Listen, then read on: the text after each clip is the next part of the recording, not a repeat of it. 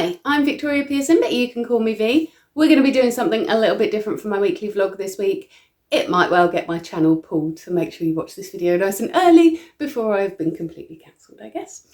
So, on Twitter at the moment, and I think you can use it on Instagram and maybe Snapchat as well, I'm not sure, there is an app going through my friendship group called the Not Gonna Lie app, and it allows you to send people anonymous messages and ask questions, things like that.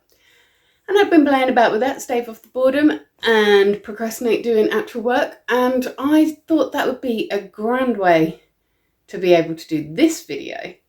And so I asked people to anonymously send me their problems so that I could come and give you some advice. Come ask V. I got a few responses. I'm going to be dealing with 3 of them today. 2 of them, super simple fixes. 1 of them is a little bit knottier. So I'm going to pop that one in the middle. The last one that I'm going to do is a little bit spicy. Little tiny bit spicy. And so if you are listening at work, or you are with the kids, or you're just a bit of a sensitive disposition, maybe stop it after the second problem, okay? I have to preface all of this by saying I'm not a doctor, I'm not a lawyer, I'm not an advice person, I'm not a therapist.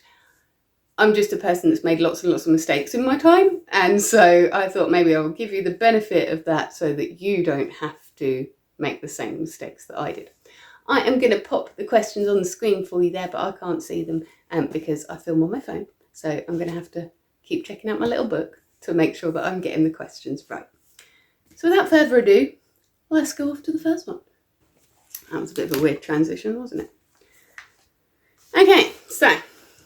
Oh, by the way, if you want to ask me for advice, I'm going to put the link in the description or in the comments or something like that. Just start your message with advice so that I know that it's for this and not just a general question that you want me to answer on Twitter. Okay, so problem number 1. I have been with my boyfriend for 6 months. He's lovely to me when we are alone, but in front of friends he mocks my looks and our sex life.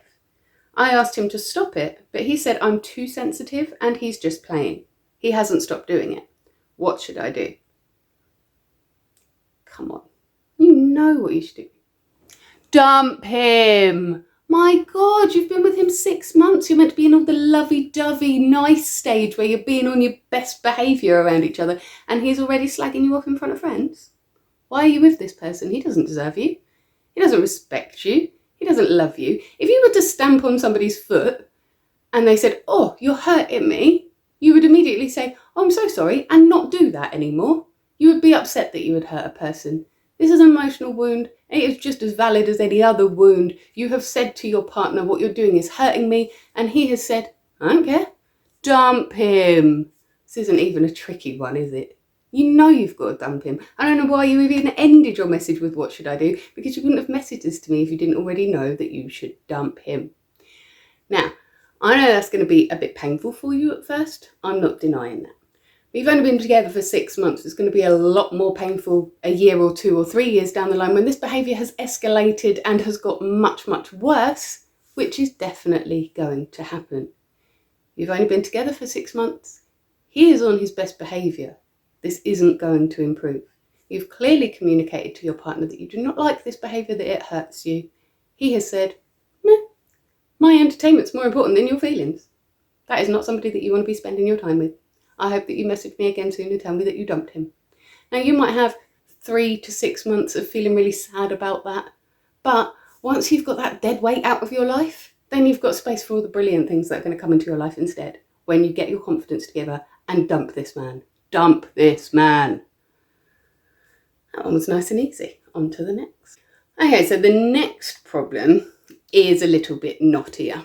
The person that wrote in has said, "Do you have any thoughts and prayers for people like me who suffer from rejection-sensitive dysphoria?"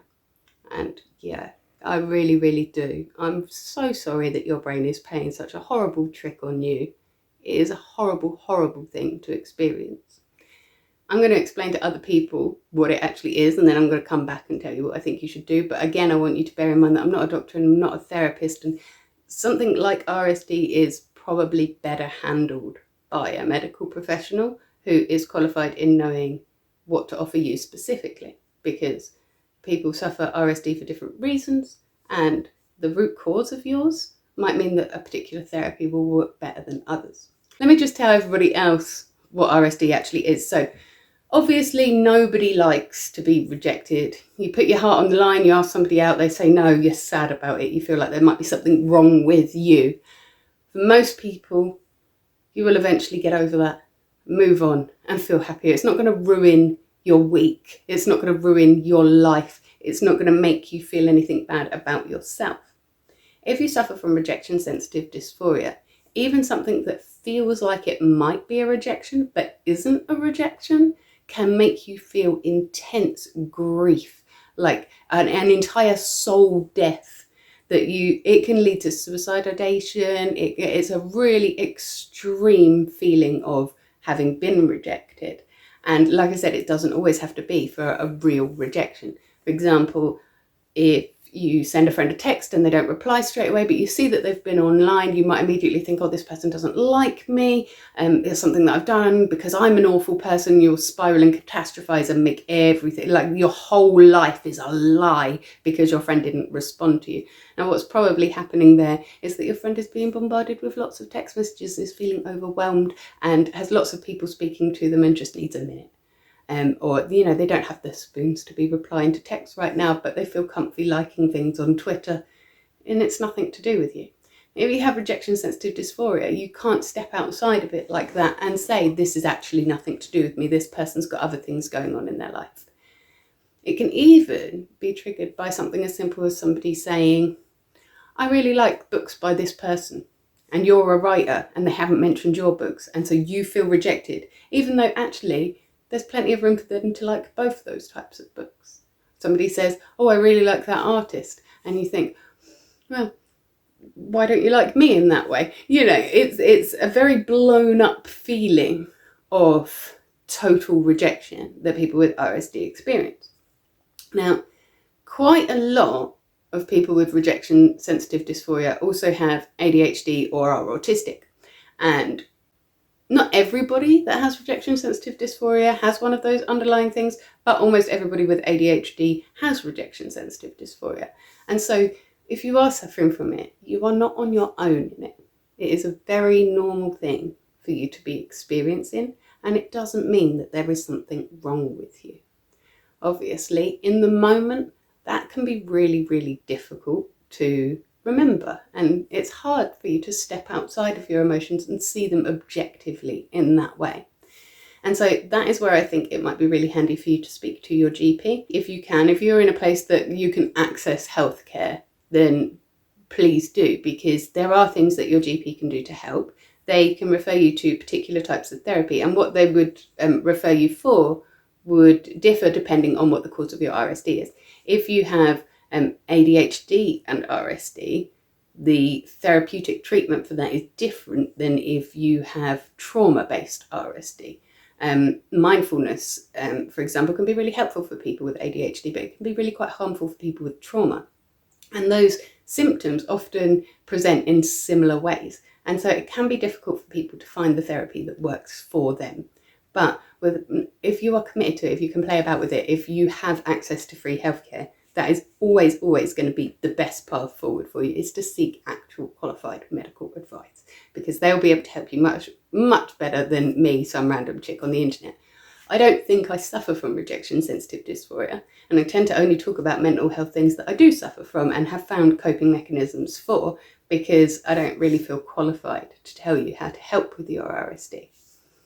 What I can say is that I think that it is a similar route to anxiety. It's a similar sort of feeling. And I do know that some of the medications that they can prescribe for RSD, if you're finding it very, very debilitating, are usually anxiety or blood pressure managing drugs that are used off-label to treat RSD. And that is something worth discussing with your GP as well. But it would need a long discussion, because a lot of the drugs that we can use to help treat RSD contraindications with other drugs that are used to treat ADHD, and certain foods. I don't think you can eat fermented foods with them and things like that. So it's something that you'd need to have a long chat with your healthcare provider about, but it is an option that is on the table for you. If you are waiting for medical advice, or you're not in a position to access medical advice about it, there may be some self-help things that can help you. I actually did a video a little while ago about negative self-talk, and some of the things that I talked about in there might be useful for you. Specifically the ones where when you feel yourself going into a spiral, that you out loud say, stop, this isn't rooted in reality. Because quite often our feelings are not related to reality at all. I might feel that you don't like me, but what's actually happening is you've switched off your phone because you're in the cinema, and that's why you've not got my messages yet. You know, a lot of the times, these things that spark anxieties in us are not related to actual real life events. And that's very, very common with rejection sensitive dysphoria, is that you feel that people don't like you, but we do. My camera just randomly stopped working then, so I suspect my memory card is getting full. Hence the weird jumpy cut there. I do apologise for that. What I was about to say was, if you are the person that sent this to me, you probably know me, we're probably mutuals on Twitter. You can always DM me if you feel like you need reassurance that people like you, and I will tell you that we like you. But bear in mind that I am rubbish at replying to messages, and so my slowness in replying is nothing to do with you personally. You might find it helpful, if you can, to find an understanding friend or family member, if you have one, and talk to them when you're not feeling your RSD being triggered, when you're feeling calm and feeling secure in yourself. Speak to them about how these things make you feel and ask them, can you be a person that I can check in with when I'm feeling rejected? So that you can remind me that that isn't always based in reality, that people do love and value me, because that will help you to have somebody to help you say, stop, this isn't rooted in reality. And that's what you really need, is your brain to get off that spiral before it goes into a massive thing that lasts for weeks and weeks and weeks. Yeah. Another thing that I like to do to just help me in general with my depression, which may help you, is when people say nice things about me, I screenshot them or I write them down. I put them all in a folder called affirmations, and I look at that when I'm feeling sad, because we can very much get stuck in what's making us feel sad in our heads. And so I like to interact with that with times that people have said nice things about me. If you're feeling like rejected and you go into your folder and you see lots of nice things that your friends have said about you, you might find it a bit easier to rationalize that and remind yourself that people actually really do like you. Rejection sensitive dysphoria is a horrible, horrible trick that your brain is playing on you, like I said before. But there are very much people that love you, and there are very much people that care about you. And it is almost impossible for you to see that in that moment, and I recognise that. And so if you can interrupt that moment and distract yourself just in that moment, you may find that those feelings pass. Especially if you've been rejected by somebody that you know and are close to, because later on you can say to them, I felt rejected when, did I do something wrong? And then they can reassure you that no, you didn't do anything wrong, I was busy doing this. Or no, you didn't do anything wrong, I just happened to be in a bad mood. And 99% of the time, it will not be something that you have done wrong. You are a good person. You are. 99% of the time, it will be nothing at all to do with you. We're all stuck in our own heads, we're all stuck in our own lives, and so we need to be able to step out of a situation and remind ourselves that it isn't always about me. And that is very difficult to do when you've got rejection sensitive dysphoria. But recognising that you have that is a great first step to tackling it, because you can say to yourself, is this a real thing, or is this my RSD? And interrupting your cycle in that way and being aware of your mental health in that way is going to help you to tackle it. This might be something that you will always experience, and that is very, very daunting. But over time, you will find coping mechanisms that will help you. And believe me, you've already started to work on those coping mechanisms now by talking about it. And I'm really, really proud of you for doing that. You've done really, really well. Yes, you very much are in my thoughts, and if I was a praying sort of person, you would be in my prayers too, and neither of those are at all helpful to you, but you're not on your own. It's something very, very common with lots and lots of people, and you are okay just the way you are. I'm going to my final question now. Bit of a grinding of gears with this next one, I think. And this is the one that I'm saying might well get my YouTube channel pulled. So like I said, if you're listening around children, if you are listening at work, if you are just of a sensitive disposition or in church or something like that, maybe skip this next one. Don't say I didn't warn you. I don't know if I'm going to be able to say it. Okay. Advice. My man wants me to sit on his face. Sexual. Why did you feel the need to clarify that? My man wants me to sit on his face. Sexual. But I'm fat and I'm scared that he will suffocate. I googled this so you don't have to, babe.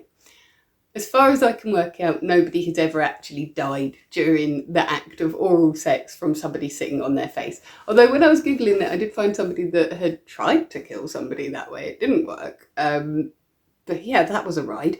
So, this is the thing.